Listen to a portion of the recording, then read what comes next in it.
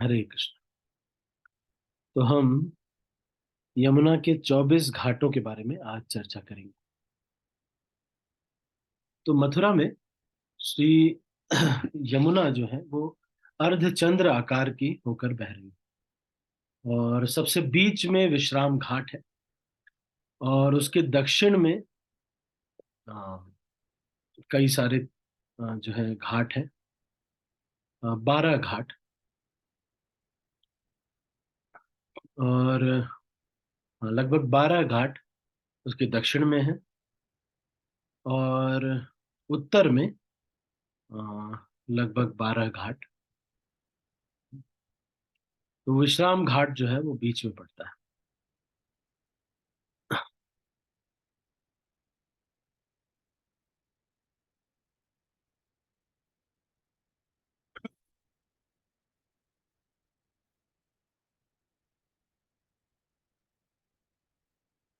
ठीक है, तो ये फिर मुख्य मुख्य जितने भी तीर्थ हैं वो सब मथुरा में विराजमान है। इस समय चतुर्मास में तो विशेष रूप से ये विराजमान रहते हैं। और जब चैतन्य महाप्रभु आए थे तो चतुर्मास काल में अ, चैतन्य महाप्रभु जब आए थे तो वो भी यहाँ पर स्नान करके गए थे। तो सबसे पहला जो तीर्थ है जो दक्षिण में वह विश्राम घाट के है, उसमें सबसे पहला है अविमुक्त तीर्थ। तो यहाँ पर काशी विश्वनाथ महादेव का विग्रह है और वो भगवान की आराधना करते हैं। और उसके बाद है गुह्य तीर्थ। यहाँ पर भी जो संसार के आवागमन से मुक्त होना चाहता है वो यहाँ पर आराधना करते हैं। प्रयाग तीर्थ भी एक घाट है यहाँ पे, जिसमें कि तीर्थराज प्रयाग यहाँ पर भगवान की उपासना कर रहे हैं और यहाँ पर वेणी माधव नित्य वहाँ पे विराजमान है। भगवान वेणी माधव का विग्रह है और जो भी यहाँ पर स्नान करता है उसको वैकुंठ धाम प्राप्त होता है। इसके बाद कनखल नाम का एक स्थान है। कनखल, ये शिव पार्वती जी दोनों ही यहाँ पर भगवान श्री हरि की आराधना कर रहे हैं। और इसके बाद है तिंदुक नाम का एक गुह्य तीर्थ है, जहाँ पर स्नान करने से अ, भगवत धाम की प्राप्ति होती है। और इसके पास में ही दंडी घाट है जहाँ चैतन्य महाप्रभु ने स्नान किया और संकीर्तन इत्यादि करके आजकल इसको बंगाली घाट कहा जाता है। वहां पर कीर्तन इत्यादि किया था और सब लोग, सारे लोग वहां पर उनके साथ कीर्तन करने लगे थे। इसके बाद सूर्य तीर्थ नाम का स्थान है जहां पर विरोचन के पुत्र बलि महाराज ने सूर्य देव की उपासना की थी। यहाँ पर सूर्य तीर्थ पर सूर्य देव अपनी द्वादश कलाओं के साथ भगवान श्री कृष्ण की आराधना में तत्पर है।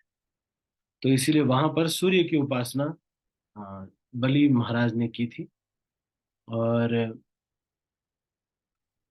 इसके पास में ही बलि महाराज का टीला है और यहाँ बलि महाराज का मंदिर है और वामन देव जी भी वहां पे विराजमान है। फिर बट स्वामी तीर्थ एक आता है। वो बट स्वामी तीर्थ जो है वो सूर्य देव भगवान नारायण की उपासना कर रहे हैं। तो सूर्यदेव का ही एक नाम है, बट स्वामी भी है। तो इसीलिए जो भी कोई रविवार के दिन यहाँ पर स्नान करता है उसको यश एवं ऐश्वर्य की प्राप्ति होती है, ऐसा बोलते हैं। फिर उसके बाद ध्रुव तीर्थ जो हमारे मुख्य मुख्य हैं वो है ध्रुव तीर्थ, कनखल। ये सब जगहों पर जब परिक्रमा होती है तो जाते हैं। तो ध्रुव तीर्थ वो स्थान है जहां पर नारद मुनि ध्रुव, बालक ध्रुव को मिले थे।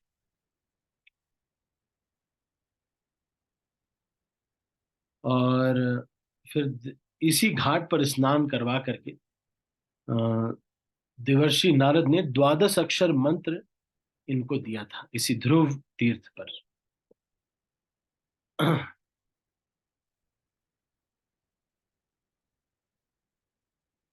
फिर यहाँ से ही फिर जा करके मधुवन में जा करके इन्होंने तपस्या की थी। ध्रुव जी ने, और 6 महीने में भगवान को प्राप्त किया।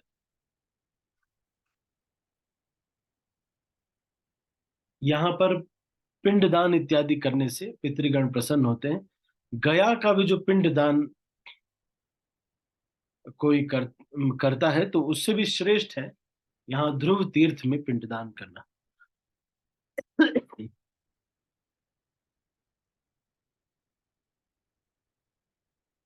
तो और निम्बार्काचार्य संप्रदाय का ये ध्रुव तीर्थ बहुत ही विशेष स्थान है। फिर आता है ऋषि तीर्थ, जहां पर भगवान नर नारायण ऋषि भगवान कृष्ण की उपासना कर रहे हैं। तो ये ध्रुव तीर्थ के दक्षिण में है ये, और ये भी भगवत धाम प्रदान करता है। फिर मोक्ष तीर्थ आता है, जो कि अ, यहाँ पर मदुरई और कन्याकुमारी इत्यादि जो तीर्थ है दक्षिण भारत के, वो सब यहाँ पर भगवान श्री कृष्ण की उपासना करते हैं मोक्ष तीर्थ में।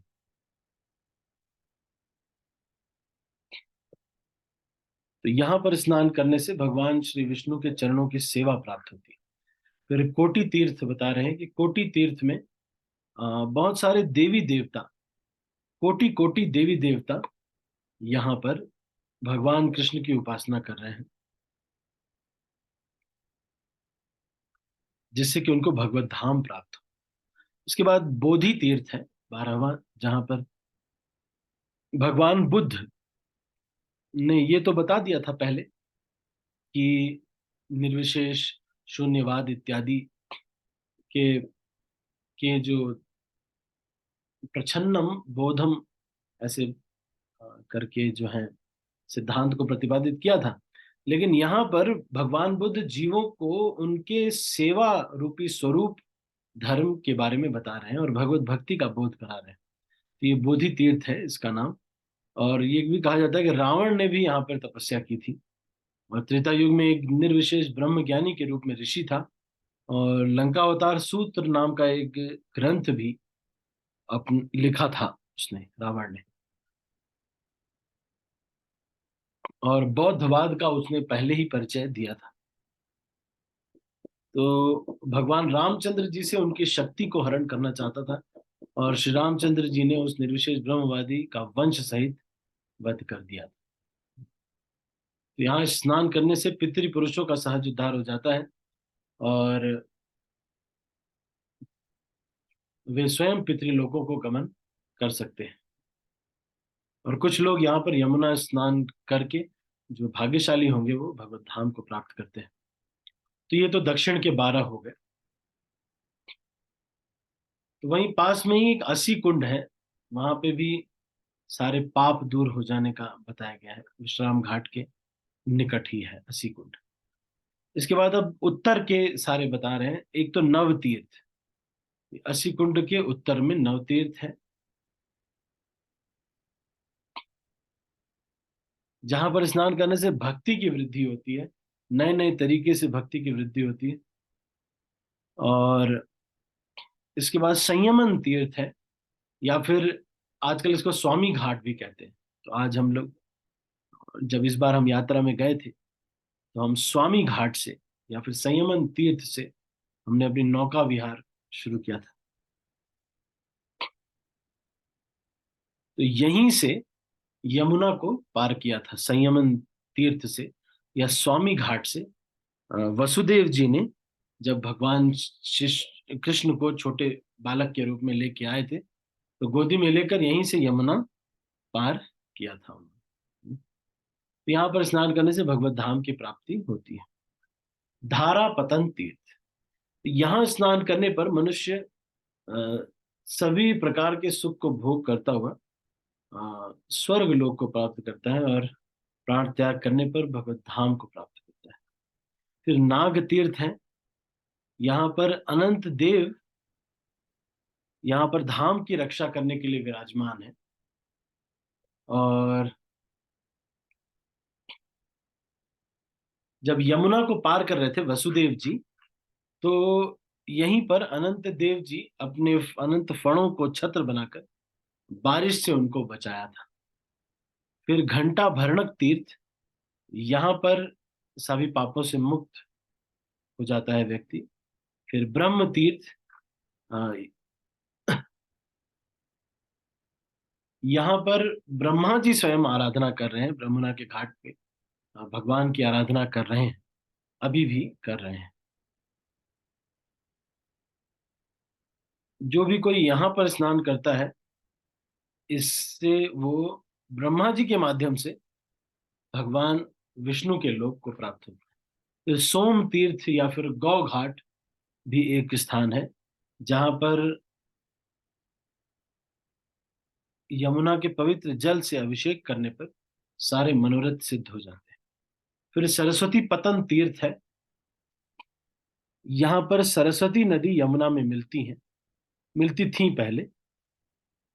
और सरस्वती नदी का दूसरा नाम था श्री कृष्ण गंगा, तो इसको कृष्ण गंगा घाट भी कहा जाता है। तो दाहिनी ओर गौ घाट या सोम तीर्थ है, और फिर इसके और इसका जो है, जो संबंध है वो श्री कृष्ण द्वैपायन वेद व्यास से। तो यहीं पर यमुना के द्वीप में महर्षि पराशर और मत्स्य गंधा सरस्वती से व्यास का जन्म हुआ था। कहा जाता है कि देवर्षि नारद भी के उपदेश को सुनकर अ,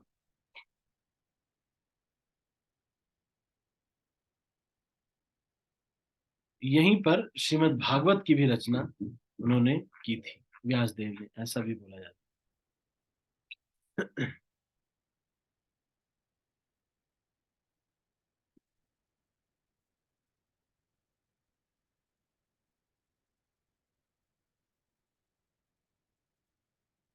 चक्र तीर्थ, तो चक्र तीर्थ कौन सा स्थान है? इसके पास में ही यमुना तट पर अम्बरीश टीला भी है, जहां महाराज अम्बरीश यमुना के किनारे निवास कर वो इस भक्ति के 9 अंगों का पालन करते थे। और द्वादशी के पारण के समय अम्बरीश के पास दुर्वासा मुनि आए, और पारण का समय दूर हो रहा था, तो फिर समय लेट हो रहा था। और आप वो कथा जानते हैं कि किस तरह से दुर्वासा मुनि के पीछे ही भगवान विष्णु का चक्र लग गया। और फिर सब जगह जाने के बाद भी फिर जब अम्बरीश महाराज के पास लौटे, तब उनकी ही प्रार्थना से फिर चक्र रुक गया। तो यहाँ पर स्नान करने से बहुत बड़े बड़े पापों से मुक्ति मिलती है चक्र तीर्थ में। और सुदर्शन चक्र की कृपा से किसी भी व्यक्ति को भगवान के दर्शन प्राप्त होते हैं।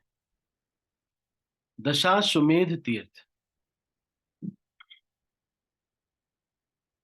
तो यहाँ पर 10 अश्वमेध यज्ञ ब्रह्मा जी ने किए थे, इसीलिए इसको दशाश्वमेध तीर्थ कहा जाता है। विघ्न राज तीर्थ, यहाँ स्नान करने पर सब प्रकार के विघ्नों से मुक्ति मिलती है।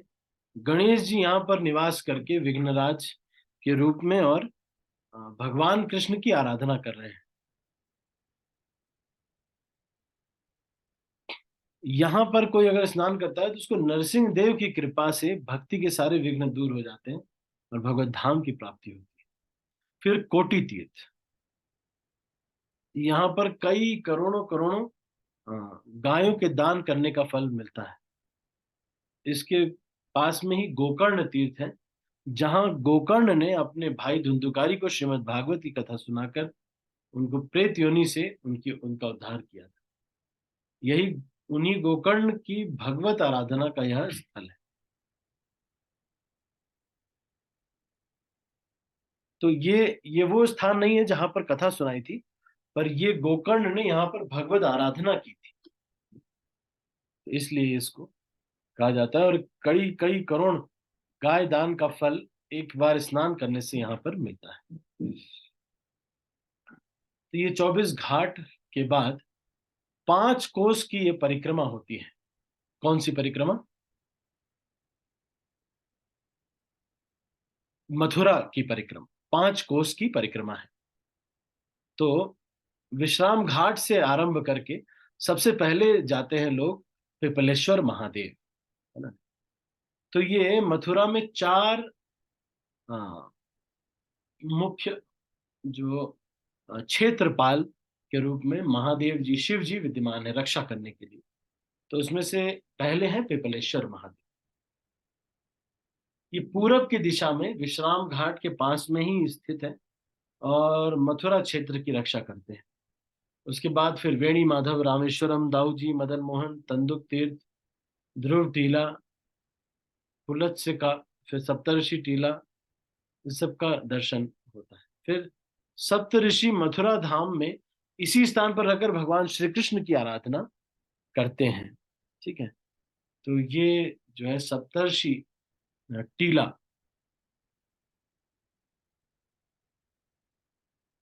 तो सब ध्रुव टीला का दर्शन कर सूर्य घाट इत्यादि जाकर के अत्रि, मरीचि, क्रतु, अंगिरा, गौतम, वशिष्ठ और पुलस्त्य का वहां पर दर्शन होता है। फिर बलि महाराज की टीला, फिर बलि महाराज और वामन देव का दर्शन यहाँ पर होता है। और देव की बलि महाराज ने आराधना की थी यहाँ पर। फिर अक्रूर भवन, थोड़ा आगे जाएंगे तो अक्रूर भवन है, जहाँ पर यहाँ पर ही कृष्ण और बलराम को अक्रूर लेके आना चाहते थे, लेकिन कंस को मारने के बाद ही वो वहां पर आने का वचन देते हैं। और फिर बाद में वो नंद बाबा के पास वहां रुक गए थे, सीमा पर, मथुरा की सीमा पर। फिर उसके बाद कुब्जा कूप है। जब मथुरा के भ्रमण के लिए भगवान निकले थे, कृष्ण बलराम दोनों, तो कुब्जा को देखा कि वो तेल इत्यादि और चंदन इत्यादि लेकर के जा रही है। तो भगवान ने उसे हे सुंदरी कहा। और उसके बाद वो उसको बहुत बुरा लगा, क्योंकि वो कुब्ज कुबड़ी थी। लेकिन श्री कृष्ण ने उसके पांव को एक अंगूठे से दबा करके दूसरे अपने हाथ से उसकी ठोड़ी को पकड़ के उसको सीधा कर दिया, और वो अप्सरा के जैसे सुंदरी हो गई। फिर उसके बाद उसे उसके हृदय में काम वासना जागृत हुई, और वो श्री कृष्ण को अपने साथ ले जाना चाहती थी। लेकिन श्री कृष्ण ने कहा कि मैं लौट करके आऊंगा। और फिर वो लौट करके कंस के वध के बाद भगवान श्री कृष्ण आए थे इन कुब्जा के पास। फिर श्री रंगेश्वर महादेव, तो ये रंगेश्वर महादेव जो है ये मथुरा के दक्षिण में क्षेत्रपाल के रूप में विद्यमान है। तो भोजराज जो कंस जो था, वो एक रंगशाला का निर्माण यहाँ पर करवाया था कि जब ये आएंगे तो इनको मल्ल युद्ध में हरा करके इनको मार डालें। और श्री कृष्ण और बलराम जो है वहीं पर रंगशाला में खुद ही चले आए। और बहुत सुंदर थी रंगशाला, और शंकर जी का धनुष भी वहीं पर रखा हुआ था। और एक कुबलया पीड़ नाम का एक हाथी भी झूमते हुए और वहां पर विराजमान था, और उनको मारने के लिए सिखाया गया था। चाणूर, मुष्टिक, शल, तोशल इत्यादि और भी पहलवान वहां पर थे। और सब महाराज कंस भी वहां पर विराजमान थे, और बड़े बड़े नागरिक भी वहां पर विराजमान थे। भगवान कृष्ण आए और सबसे पहले धनुष को अपने बाएं हाथ से उठा लिया, दाएं हाथ से नहीं, बाएं हाथ से उठा लिए, और उसकी डोरी चढ़ा करके डोरी को खींचा, और धनुष टूट गया। फिर उसके बाद धनुष को जो रक्षा कर रहे थे वो सब उनके ऊपर आक्रमण कर दिया। तो दोनों भाइयों ने ऐसे ही थप्पड़ थप्पड़ से इनको मार डाला, सारे सैनिकों को। फिर कुलिया पीड़ नाम का जो अ, हाथी था, उसकी सूंड पकड़ के उसको ऐंठ देकर उसको मार डाला, और उसके बाद उसके दोनों दांत जो थे उसको उखाड़ लिया। और उसके बाद उसी दांत से सबको मारना शुरू कर दिया। और सबने महाराज कंस को ये सूचना दे दी। तो चाणूर मुष्टिक को भेजा गया इन लोग को मारने के लिए। तो ये थोड़े बहुत छींटे पड़ गए थे भगवान को अपने, मतलब खून के छींटे पड़ गए थे, लेकिन वो दांत जो था उसको अपने कंधे पे लेकर के बलराम और कृष्ण खड़े थे। और चाणूर और मुष्टिक आए। तो फिर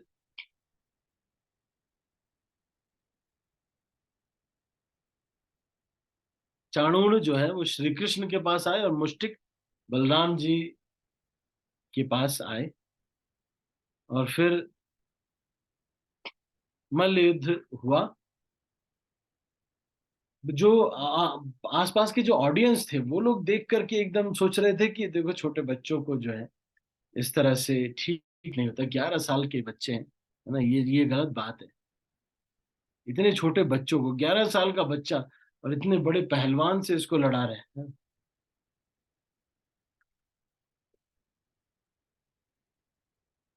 तो फिर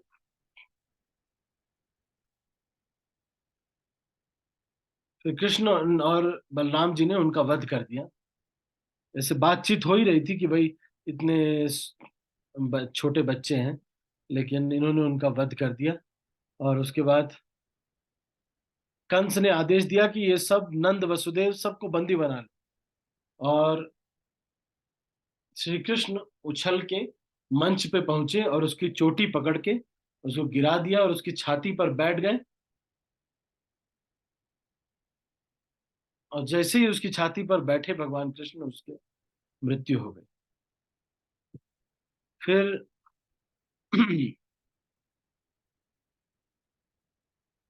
अ, कंस के पूजित शंकर जी इस चीज को देख कर के बहुत कृतकृत्य हो गए, इसीलिए उनका नाम श्री रंगेश्वर।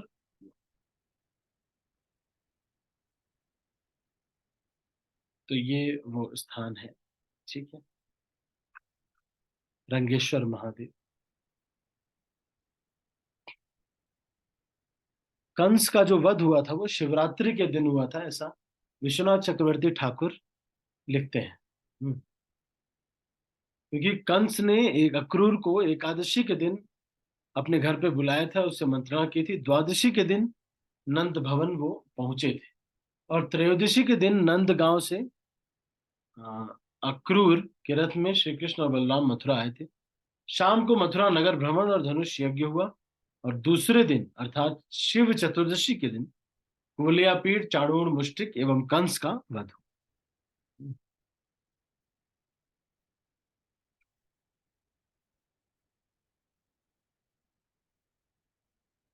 इसके बाद केशव जी गौड़ीय मठ। तो यहां तक हम चर्चा किया हमने। इसके आगे हम अगली बार चर्चा करेंगे। ठीक है, तो अभी हम इसको यहीं पर समाप्त करते हैं। आप सभी का बहुत बहुत धन्यवाद।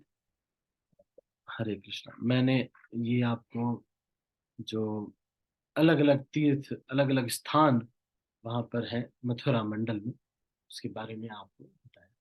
ठीक है, यदि किसी का कोई प्रश्न है तो मैं सबके हाथ नीचे कर रहा हूँ आज की चर्चा से, या फिर और कोई भी यदि आपका कोई प्रश्न है तो आप पूछ सकते हैं।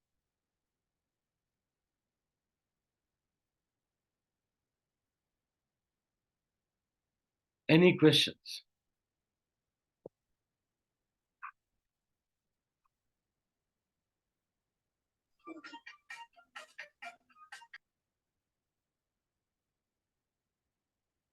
ठीक है, तो हम अभी इसको यहीं पर समाप्त करते हैं। आप सभी भक्तों का बहुत बहुत धन्यवाद। हरे कृष्णा। श्रील प्रभुपाद की जय, भक्तवृंद की हरे जय। कृष्णा प्रभु जी, दंडवत प्रणाम। हरे हरे कृष्णा। कृष्ण। हरे कृष्ण प्रभु जी धन्यवाद। हरे कृष्णा प्रभु जी दंडवत दंडवत प्रणाम। प्रणाम। हरे हरे कृष्ण कृष्ण माता जी, सभी प्रभु को जी, सबको दंडवत दंडवत प्रणाम। प्रणाम। हरे कृष्ण माता जी कैसे जी दंडवत प्रभु प्रणाम। जी, माता जी, हाँ सबको जी प्रभु दंडवत जी प्रणाम। दंडवत प्रणाम। हरे कृष्णा प्रभु जी दंडवत प्रणाम। हरे कृष्णा प्रभु दंडवत प्रणाम, सभी भक्तों को दंडवत प्रणाम। सभी भक्तों को दंडवत प्रणाम।